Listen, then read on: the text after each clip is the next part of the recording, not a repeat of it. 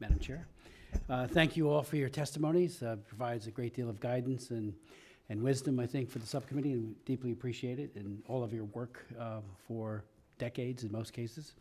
Let me just ask a couple of questions. You know, your point, Mr. Schwartz, I think was very well taken about people not being killed by refugees, but there are threats out there, as we all know, and maybe there have been some, but they weren't identified by police or whatever as refugees. But and your point on gun violence, I thought was very well taken as well. There is, right now in the news, we hear about the so-called ISIS bride from Alabama, who has called for sleeper cells with ISIS to kill Americans, especially during patriotic holidays such as Veterans Day and Memorial Day. I remember during the Balkan War, I was there frequently in Bosnia and in Croatia, and when the fighting went into Kosovo, was in Stenkovic refugee camp in Macedonia, met with many of the people there, and frankly, the open door welcoming for people from that camp to the United States. Many of them disembarked in my district. They came to McGuire Air Force Base. Many of us went out to the airplanes and met them.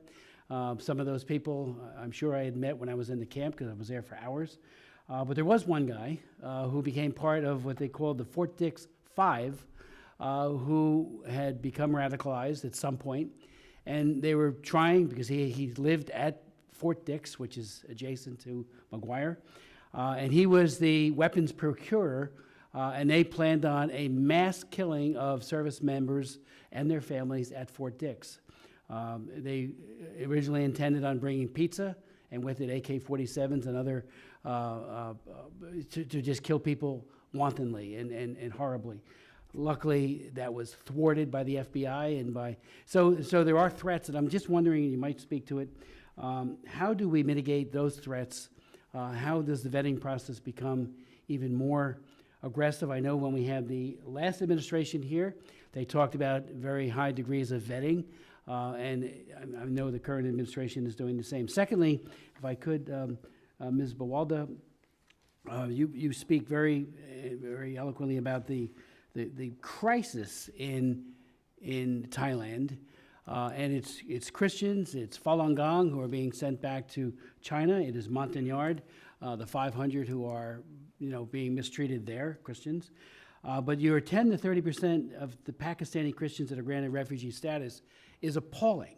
And I'm wondering, what do you recommend we do to hold UNHCR accountable? I've sent letters to them.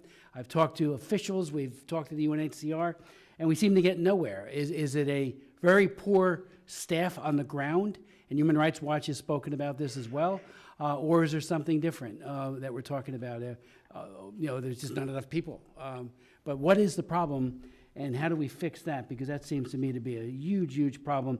And your elaboration of the case of Michael D'Souza, after being beaten, goes to Thailand seeking help, comes back to Pakistan, and then, and as you point out, his two sisters-in-law were beaten as well.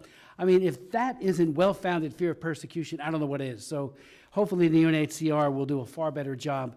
Many of us have been very concerned with them over the years. The Secretary General, who used to be the head of the UNHCR, I met with him many times when they were sending women who would make their way out of North Korea into China, many of whom would be forced into human trafficking. And as you know, I wrote the laws on human trafficking, including the Trafficking Victims Protection Act. We had women testify here in this room who they were sent back by the Chinese government in clear contravention of the Refugee Convention to which they are signers. I mean, maybe you guys want to speak.